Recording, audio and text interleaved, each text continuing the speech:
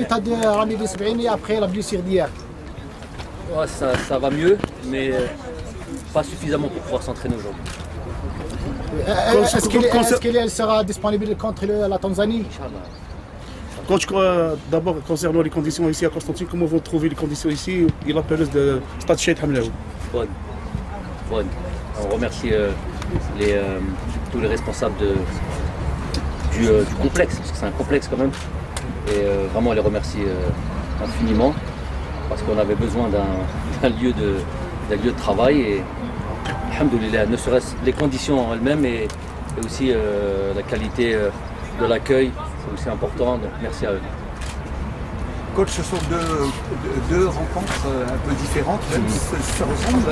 Il y a eu un match officiel, peut-être pas sans grand jeu, mais qui reste quand même important, et un match amical, mais qui a beaucoup d'importance, parce que l'adversaire n'est pas n'importe qui. Oui, c'est bon. Déjà, de manière générale, à chaque fois qu'il y a un match avec l'équipe nationale, c'est jamais un match qu'on prend à la légère. C'est toujours des matchs qu'on attend avec impatience, dans le sens où on a peu de dates FIFA durant l'année, et c'est toujours l'occasion de progresser, de travailler, de créer des choses dans ce groupe-là, notamment avec tous ces nouveaux joueurs qui sont là. Il y en a, ils ont une sélection, 2 sélections, 3 sélections, donc il y a tout un travail à faire, les impliquer, les mettre dans ce moule équipe nationale et comprendre un peu le fonctionnement. Donc tous les matchs sont importants. Donc évidemment que la Tanzanie est un match. Moi je suis content que la Tanzanie sont dans l'obligation de faire un résultat, ne serait-ce qu'un match nul. Comme ça donne au match une idée ou des intentions de match coup près, ne serait-ce que pour eux. Et ça va donner plus d'intensité dans le match et c'est ce qu'on recherche après avec le match du Sénégal. Il n'y a plus à présenter le Sénégal. C'est le cas d'or de l'Afrique, et on a envie d'aller se frotter à ça. Je l'ai dit, on aurait aimé avoir toutes nos forces. Il manque beaucoup de joueurs, vous les connaissez, et on aurait aimé avoir tout le monde. C'est toujours bon à prendre. Oui, à la fin, on pourra dire, on a fait des statistiques, avec Aboud, on a utilisé à peu près 84 joueurs sur les 5 dernières années, sur les 5 années où j'étais en activité en équipe nationale.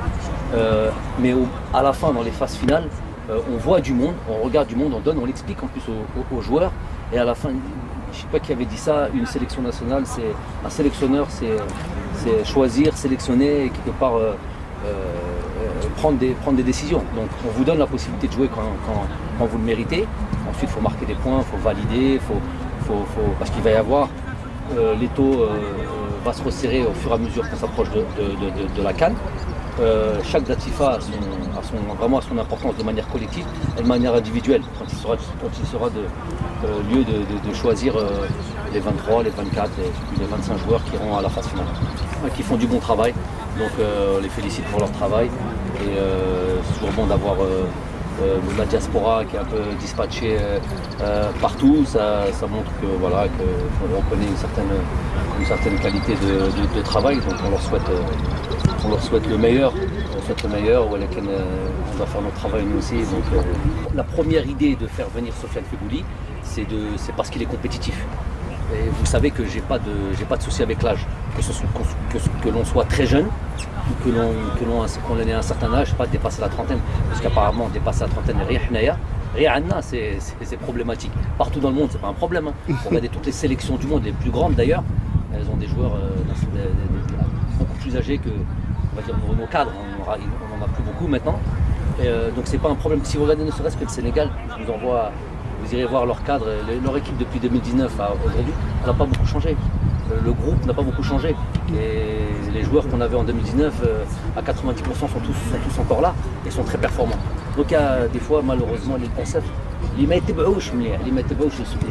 ceux qui suivent un petit peu une certaine tendance se font avoir. Il faut regarder, le football, c'est pas ça. La sélection nationale, c'est pas ça. Tu es compétitif, tu as droit de rejoindre cette sélection. Donc c'est la première raison pour laquelle on prend Sofiane. Et ensuite, bien sûr, ça a son importance, son expérience, son dévouement pour l'équipe nationale, sa passion pour le pays, c'est pour moi celui qui représente peut-être le mieux le maillot algérien.